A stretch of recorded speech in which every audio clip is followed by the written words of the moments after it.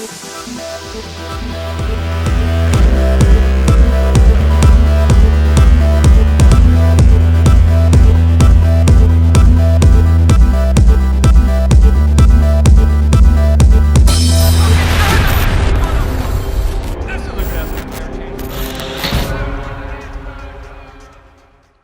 is Ogrodowski of wearechange.org. In a country that was previously known as the breadbasket of Africa and recently went through the largest inflation in world history. And of course, I'm talking about Zimbabwe. I'm here with Jeff Berwick, the dollar vigilante, and the things that we've been learning here, the potential, the craziness, the interesting aspects of this country are just too fascinating not to share. Of course, we're going to get into all of that. But Jeff, again, in the other crazy part of the world that we're in, how has your experience been in Harare, Zimbabwe? Well, after coming from Somalia, I think we were both just excited to be anywhere. We both have a new saying, whenever anything sucks, we always go, well, we're not in Somalia. So we're quite happy to be here. And actually, it is quite nice. It's surprisingly nice considering what's going on, because they have 10 years ago, they went through the world's biggest hyperinflation ever. The amount of inflation is actually something like 1 trillion times 10 to the 35th power. It's something like 50 zeros in a row of percent inflation. And the currency just went to worthlessness. There was a $100 trillion note that was worth nothing. In fact, the kids on the street here sell them now as novelty items. And since then, they really have not recovered. They've started using other currencies. There's about 8 currencies here that are accepted as legal tender, including the Chinese yuan, the Japanese yen. The US dollar is definitely the most prevalent that we've seen here. Australian dollar, the South African rand are all accepted here. But they actually just reinstituted a new currency again for the first time in 10 years, came out at the end of 2017, and it's called a bond note, and it says that right on the currency. And what they said was they were going to put $200 million, I believe these are the numbers, I might have them slightly wrong, but I believe it was $200 million into a bank account, I believe in Switzerland or some other country, and said that was going to back the new currency.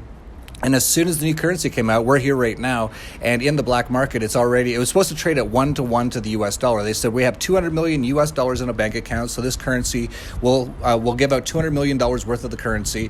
Therefore, this currency should be pegged 1-to-1 to the US dollar. It's already trading at 18-to-1, so it's already in hyperinflation. They've already hyperinflated the second currency in just a matter of months. Yeah, I mean, we were just walking around town, and the banks have huge lines down the block, just like we kind of seen in Venezuela, because people can't take their money out. As soon as people put money into their bank account here, it's already devalued 40%. So if you put in $100, it's automatically $60. I was just there filming some of the banks, got screamed at by some people as they were chasing me down the street. Had to get out of there pretty quickly.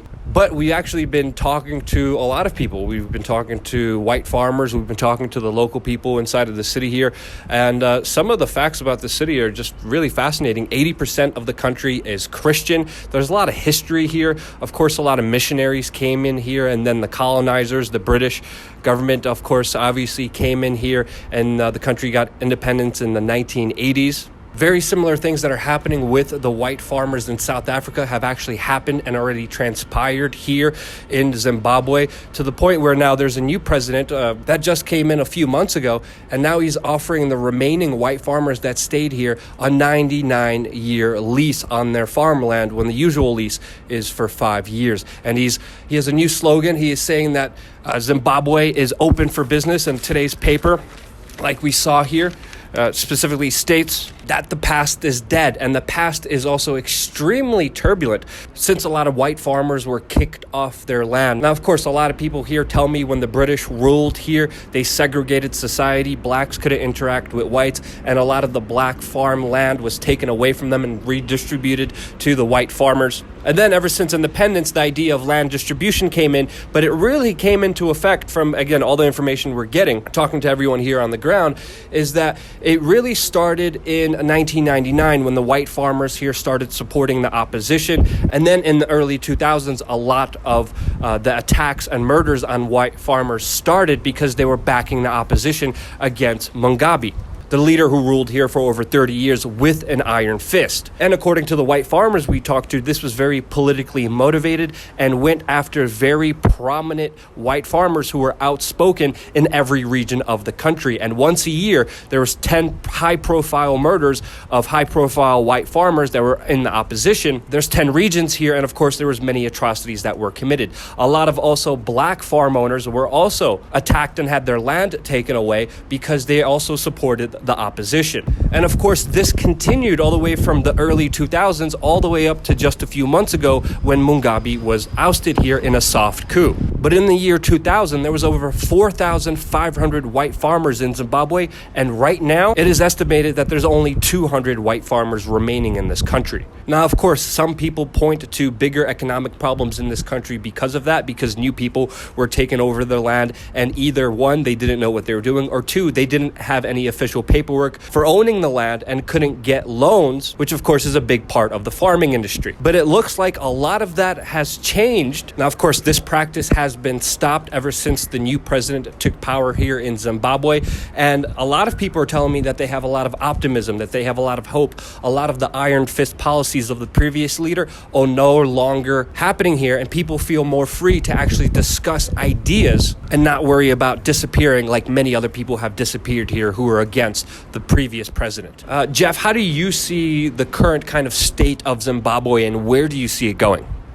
Well, I've actually never been here before, so this is my first time being here. I've heard a lot of stuff about Zimbabwe when it used to especially be known as Rhodesia.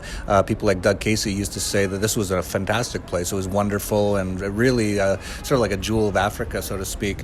And then after Robert Mugabe came in, it really just over time just fell apart more and more and went into hyperinflation as the government just spent tons of money and stuff like that. So we actually have really interesting timing in being here. It's just been a few months since they had what they call a soft coup with Robert Mugabe. They put him under house arrest, the military did, and they have a new president in now, and they're going to have elections in July.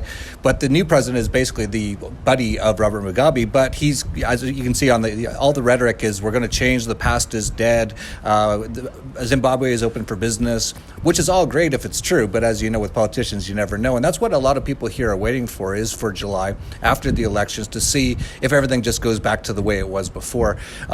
It's really interesting, though, because just in the last few months, just with a little bit of freedom, with a little bit of allowing things to happen, everyone tells us this place has just been a lot better. We talked to the taxi driver. He said that, yes, it's much better now in the last few months. So things are really improving in many ways here. And I guess we'll see what happens. But there's still a lot of problems here. And one of the issues definitely is that they don't have really their own currency. But that actually is a really good thing, because if a country has its own currency, they can inflate it at will. And they can essentially tax the populace via that. But the Zimbabwe government is actually restricted because they can't just print up as much money as they want. Their second currency, the Zimbabwe bond note, is already hyperinflating. So they're pretty much going back to using other people's currencies again. So that will really restrict what the government can do, which is always a good thing. But we'll see what happens. It's really interesting to see, this transition and to see what's going on the ground. There's here in Harare, we've heard from numerous people that we heard that the official, I haven't checked this, but we've heard from two people now that the official unemployment rate is 90%, which is quite amazing. And it's quite amazing actually to see how well the city kind of just runs. It looks like a fairly normal city with even 90% inflation. The fact that there's really almost no cash here at all. This is one thing that not many people know about it, and I didn't even know until we got here, is this has become a completely almost cashless society. It's almost impossible to do anything with cash here. If you do have cash, you can use it, but most people don't have access to cash.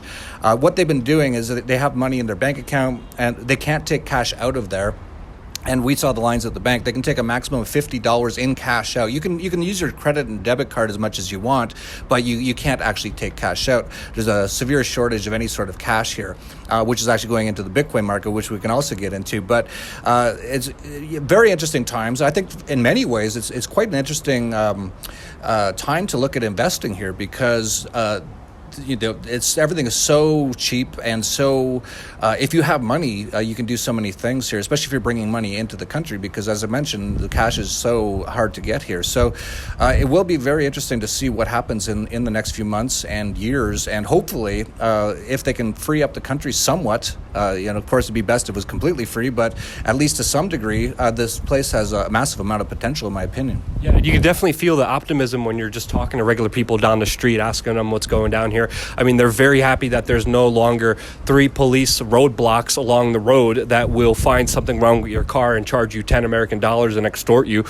pretty much. I mean, we've barely seen any police here on the roads, and a lot of the oppression that people went through is finally coming to an end, and hopefully will come to an end. But again, people are also skeptical at the same time and not trusting of the government and the banking institutions, and they're still worried about the next elections that are going to be coming here in July. Even a lot of the white farmers we talk to are very skeptical, and they're saying even now, I wouldn't dare say anything political or even get involved in politics, because of the atrocities and the horror stories we heard when they believe government agents came in and assassinated the other white farmers that were outspoken against the previous regime here. One of the things that we were also told is that literally, if you didn't know the political party slogan here that was in power under Mugabe, people would just beat you.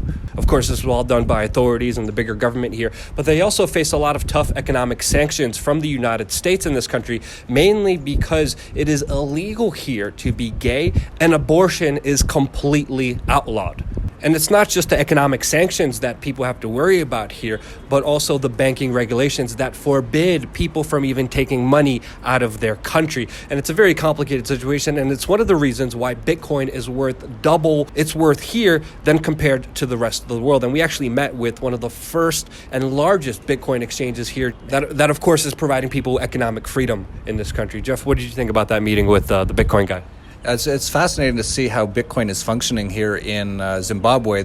We met with the Galix, which is the largest Bitcoin exchange here, and the founder and the CEO of the company. And he was telling us all the issues they have. And the reason that Bitcoin trades at higher levels here is currently about 50% higher. It has traded about as much as 100% higher. So with Bitcoin around 8,000 right now, I believe it's around 12,000 or 13,000 here.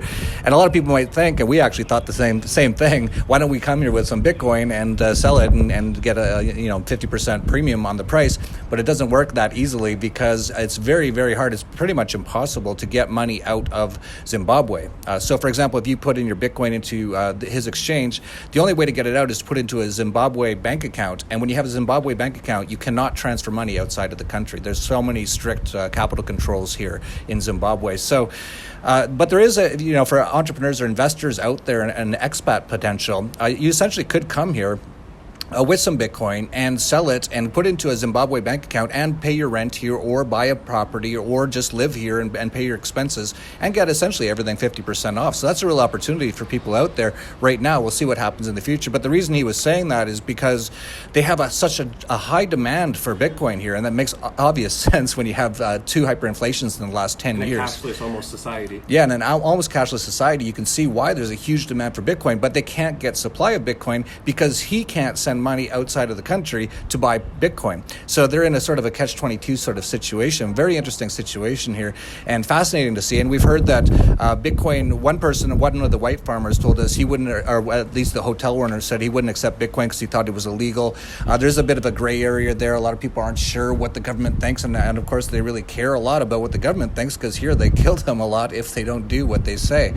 So there's so many things going on when it comes to Bitcoin, but it's definitely very interesting to see how Bitcoin is running in a place like this where we've had 2 hyperinflations. Yep. I mean, it's fascinating what we learned here. We mainly learned everything from just talking to everyone we could. We only spent 3 days here, so again, we're not experts. We're still learning everything as we go along, but the information we're hearing from everyone has just been utterly fascinating. And I believe the country of Zimbabwe has a lot of potential, and it also has a lot of dangers. I guess that's my kind of conclusion from just being here in 3 days. What's your conclusion? Yeah, I see a lot of potential and a lot of potential problems as well. It's the exact same thing as you. For people who are more risk tolerant, who are willing to potentially put in some money and potentially lose it, this might be a great place to invest. In fact, I'll be writing about that in my newsletter at the Dollar Vigilante this in the next few days, actually, writing about our entire trip and some of the investment opportunities. And I'm going to be suggesting to a number of people that they might want to look at Zimbabwe as an investment opportunity. It won't be easy and won't be necessarily all that fun necessarily. You're going to have to be smart about what you do, but there could be definitely some absolutely massive opportunities here, especially when it comes to the cryptocurrency space. So if you're interested in that, check it out, dollarvigilante.com/subscribe.